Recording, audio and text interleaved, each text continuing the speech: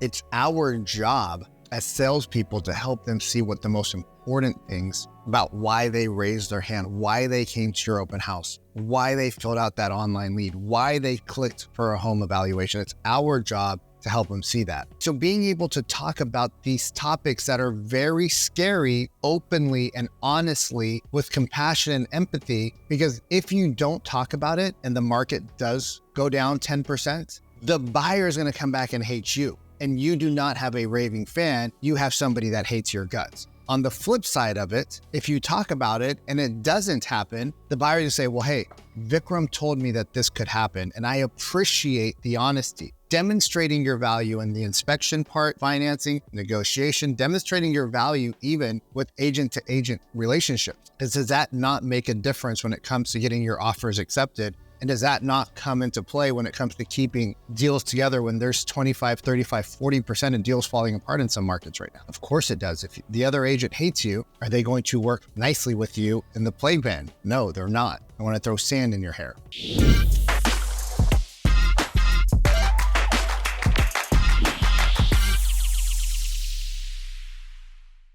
Hey, welcome back. Vikram Deol here of the Real Estate Sales Academy.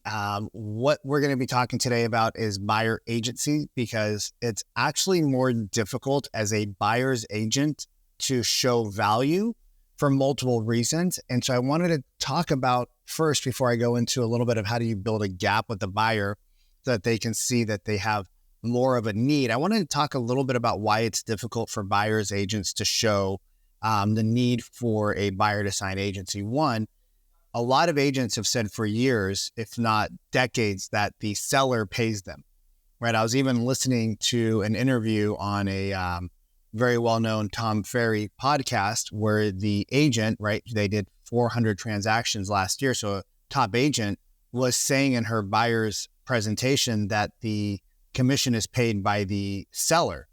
And that's actually incorrect. The commission is paid by the seller to the listing agent. The listing agent then takes a portion of that, the amount that they decide that they want to use, to then pay for a buyer's agent's cooperation.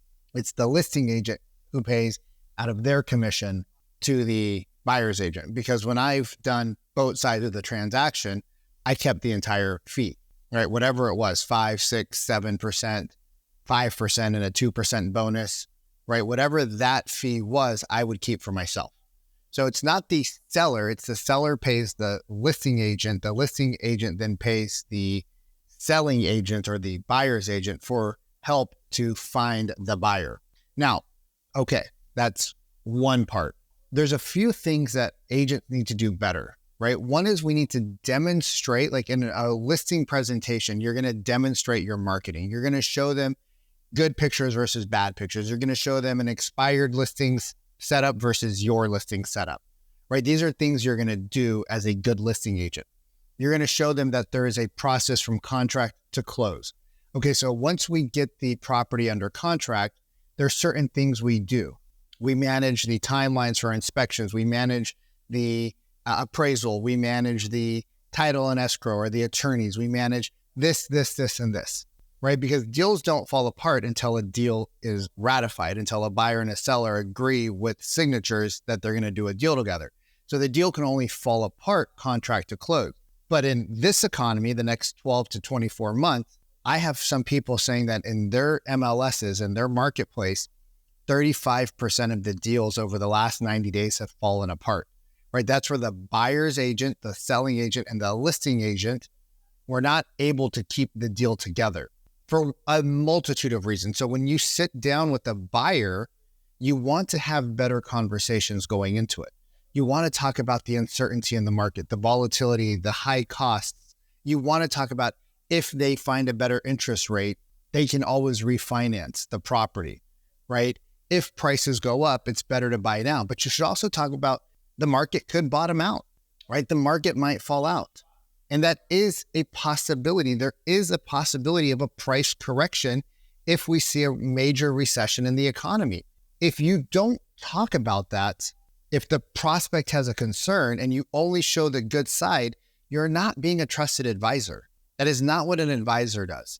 right? So being able to talk about these topics that are very scary openly and honestly with compassion and empathy, because if you don't talk about it and the market does go down 10%, the buyer is going to come back and hate you. And you do not have a raving fan. You have somebody that hates your guts.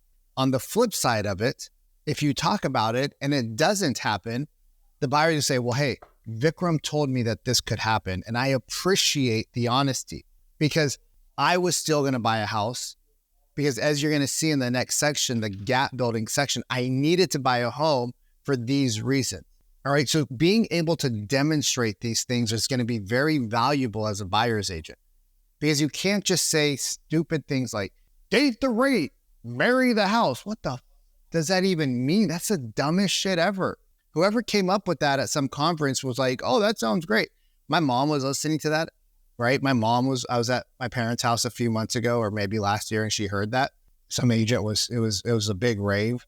Some agent heard that and she goes, did that person just say date rape the house? What did they say? And I was like, no, mom, date the rate, marry the home. She's like, what does that mean? The consumer doesn't understand what that means. So let's become better at not using jargon and actually being human to human. This is a big decision and it's not for everybody right now. A buyer says to you, hey, we're thinking about waiting because markets are high, it's volatile and affordability is low. You're 100% correct. It is high, there is volatility, and there is a lot of uncertainty. Might I share a slightly different perspective with you about why some people decide to move and some people decide to wait? How could they say no to that? I wouldn't say no to that. Would you say no to that? But instead, buyers are like, agents are like, no, you got to meet with us. They're not going to do that. So demonstrating your value in the inspection part, demonstrating your value with financing, demonstrating your value with negotiation, demonstrating your value even with agent to agent business, like agent to agent relationships. Does that not make a difference when it comes to getting your offers accepted? And does that not come into play when it comes to keeping deals together when there's 25, 35, 40% of deals falling apart in some markets right now? Of course it does. If the other agent hates you, are they going to work nicely with you in the playground? No, they're not. I want to throw sand in your hair. So these things matter. When we talk about getting in the presentation, like when we talk about building the gap, one of the questions we should ask is, so do you like the current home you have now? Or if they've told you, if you've already done some discovery, which at this point we should have known. So like outside of, you not having 3 bedrooms extra, do you like the home you have now? Right?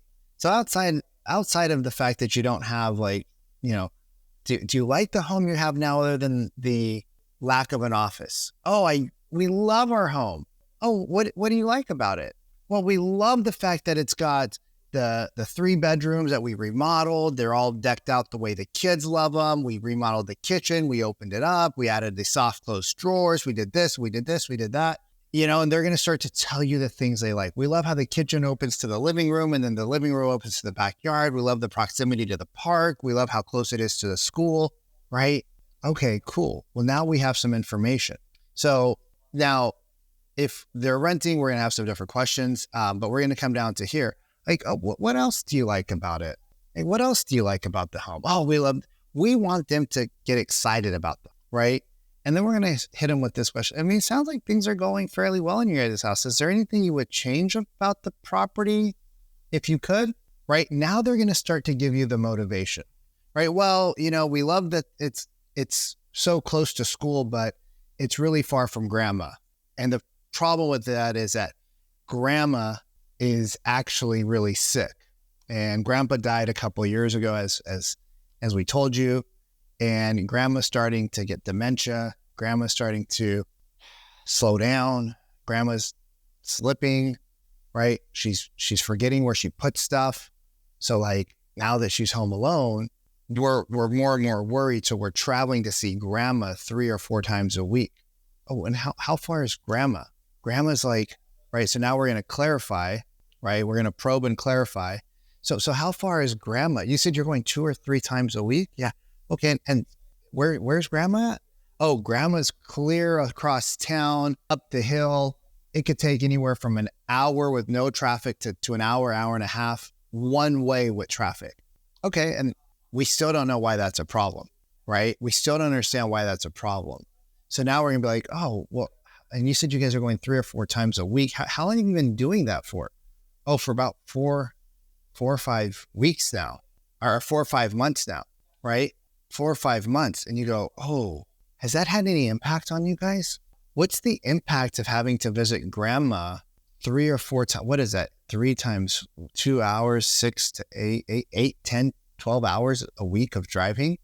And then when you're at grandma's, like, do you feel rushed ever?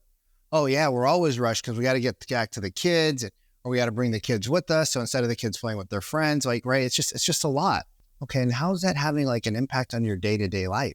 Oh, it's having we're not saying how's that impact? Like, oh my God, that must have a huge impact. No, is that having any impact on, like, play it down. Is that having any impact on your day-to-day life? Oh, you have no idea how busy it is and difficult it is. Let them expand the problem.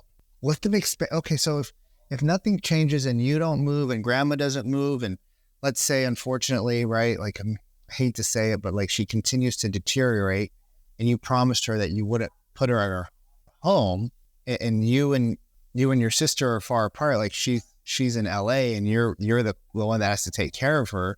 I guess, like, how do you see that further impacting your guys' quality of life? Oh, no, we just can't do that. That's super difficult. We have to make a change. Okay. Why though? Right? Like, we can go deep with these people. The challenge that agents have is they don't practice this. Why we practice inside the Sales Academy. That's why we have in our training portal, like, these exact terminologies, right? It's why we get inside of the Real Estate Sales Academy. We practice this 2 or 3 times a week. Like, this is just super surface level with you here on YouTube and Instagram. But the reason why people don't ask these harder questions is because if you don't practice asking these questions and going deep with the prospect, they won't see the need to make a change with you. Like, they see the need, but it's not going to be with you. And you have to be a part of the solution. Right? So once we build the problem, we have to be part of the solution. A lot of agents just try to become the solution without understanding the problem. Oh my God, I can totally understand. Let me tell you, when my grandma was sick, we had to do the same thing. They don't care about your grandma. They care about themselves. They want to know how this pain affects them, not how it affected you, right? So agents start talking about themselves. Oh, let me tell you how, right? Now you might talk about how you had another client, right? So if you want to use a story, oh yeah, this reminds me of when I was working with the Joneses family. Yeah, same thing. Grandma was living about 2 hours away. And at first it was a couple times a week. Then I went to a couple more times a week. Then it got to the point where, like, Mrs. Jones, Sarah was actually living there 4 nights, 5 nights out of the week. And it was really hard because John was at home taking care of the kids full time, right? And obviously they did what they had to do to make it work. But in hindsight, they said, oh my God, Vikram, we wish we would have done this prior to mom getting really sick. Because it was really hard, because mom would see us going through the paperwork and going through the pictures, and, she'd have a moment where she was good and she would reminisce, and we would talk and laugh and giggle. And then she'd have a moment where she would forget why we were even there, and she'd freak out. Why are you in my house? Who are you people? And what could have been a much smoother transition ended up being a lot more painful and stressful. And, it was just so hard. We really wish we would have done this earlier, right? You can share a story like that. Another gap that you might want to build on, right? Because a lot of people move because of schools, right? Having an office in the house may not be a big enough reason if you don't know how to build the gap around it. The other one is schools, right? So I'm going to give you 2 more examples, and then I'll let you back with your day. Let's say they say schools, right? So tell me a little bit about, like, tell me what would you guys change about the neighborhood if you could? Oh, well, we love the neighborhood, but unfortunately the school doesn't have the one tech program with the sports program that my son really wanted. Oh, which one was that? Well, they have this robotics, AI, and it's really cool and it's really innovative. And my son's really into that stuff. And our school's got, like, some programs that they don't have those programs. Like, we're scared that if he doesn't get into those programs, he might get, like, less and less interested in school, because when he started to do that stuff, his grades all across the board went up. Before that, his grades weren't so great. So we're nervous that his grades will slip. And I guess, like, if his grades slip, I want to jump in, right? I want to jump in and if his grade slips, what would happen then? Right? Oh my God, if his grade slip, then what happens? Oh, well, if his grades slip and he doesn't get into college, like, who knows what might happen? Well, if you had to think about it, like what could happen?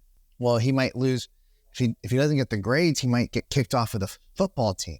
If he gets kicked off the football team and he's got bad grades and he might, I don't know, like we were pretty bad kids when we grew up. Like, it was a different time back then, but we kind of hung with the bad kids and we didn't really care about school. We weren't really into sports. I'm just speaking about my personal life here, y'all. And I got into the bad group and I don't want that to happen to my son. Oh, so is it important for you guys then to make the move? Oh my gosh, you have no idea. But why now? Why not wait for a year or two? Because we actually already started to notice, now that we think about it, like we were talking about this, we noticed that he's starting to get less and less interested. And we noticed his grades went from like the C's to the B's, but now they're kind of headed back to the B minuses. And he's not just as engaged with school. Like, he's a great kid, super smart, but he seems bored and uninterested.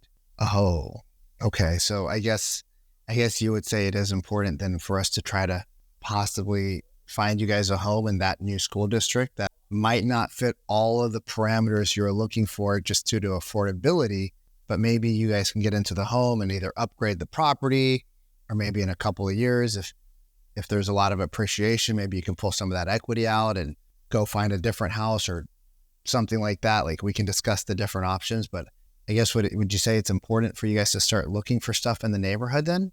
Yeah, probably. You don't have to. No, we need to. This is too important. So I guess like if you're, because those neighborhoods are a little bit more expensive, just because schools and proximity to shopping and parks and things like that. Would it be okay if we took some time and revised maybe like what the most important things in this new property would be, knowing that you might, because of where rates are, knowing you might not be able to afford what you wanted? Would that be okay if we took a couple minutes and did that? Yeah, that would be great. Okay, cool. Let's do that. Right. It's not our job. It's not our jobs to make sure they get everything they want. It's our job as salespeople to help them see what the most important things about why they raised their hand, why they came to your open house, why they filled out that online lead, why they clicked for a home evaluation. It's our job to help them see that.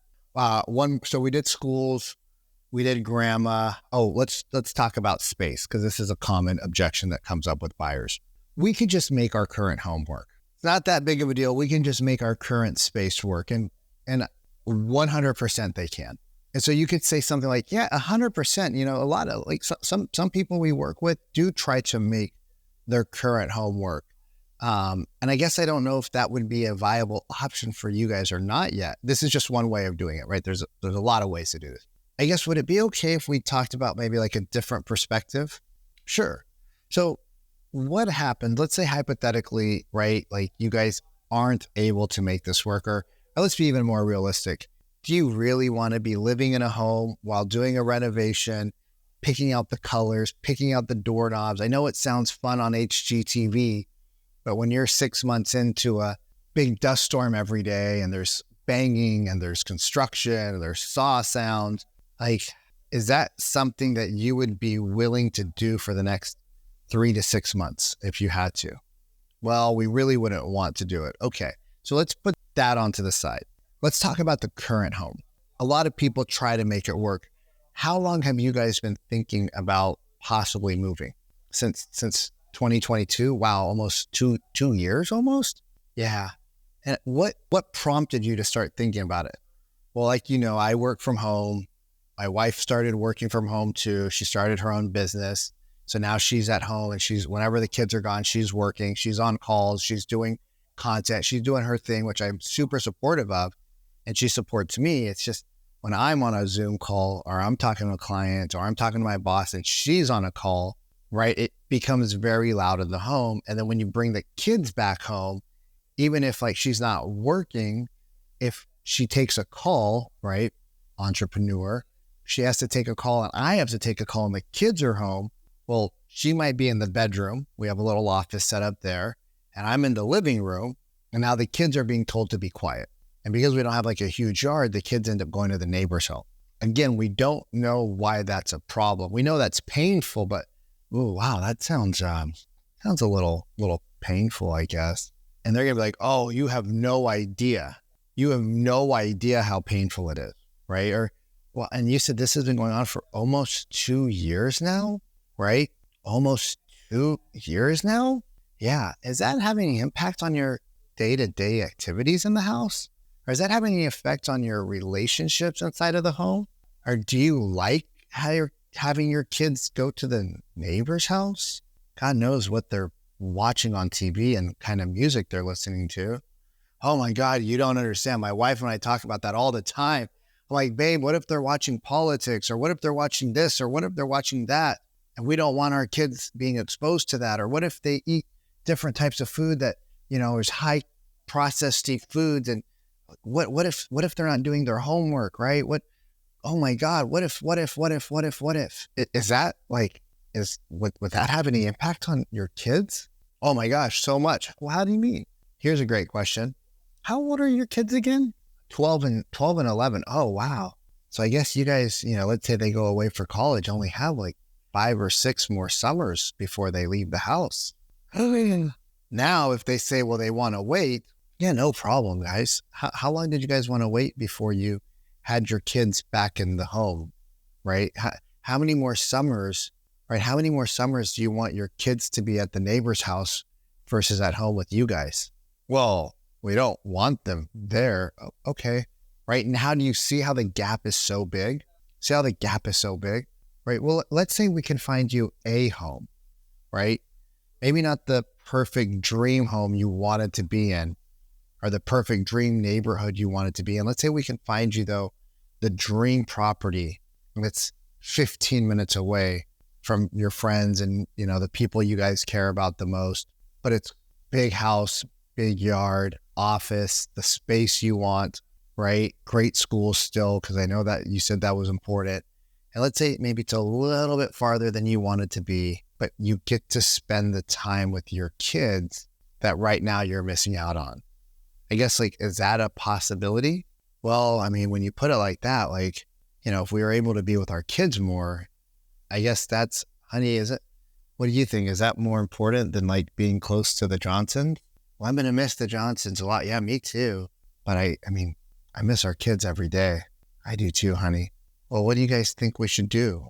What would you guys like to do? I mean, right? What happens if 3 more summers go by and now you guys are able to buy the home you want, but now your kids are so used to spending time with other people, even though you get the bigger house, they don't even want to come over anymore. They just want to keep hanging out at the neighbor's house because they got their rhythm and their routine. What happens then? Well, babe, I guess we never thought about that. Or maybe they feel like you're always so busy, they don't even want to try it anymore, right? If we don't help them see that by waiting, there's a huge impact that they don't get back. The money they get back, at some point, they will probably get the money back. I don't know. I'm not an economist, but they'll probably get the money back. At some point, probably, right? At some point, they'll probably be able to sell that property. At some point, they might get a better deal. You don't know, and I don't know. For us to tell them that the market's definitely going to always keep going up, that's wrong. There could be a recession.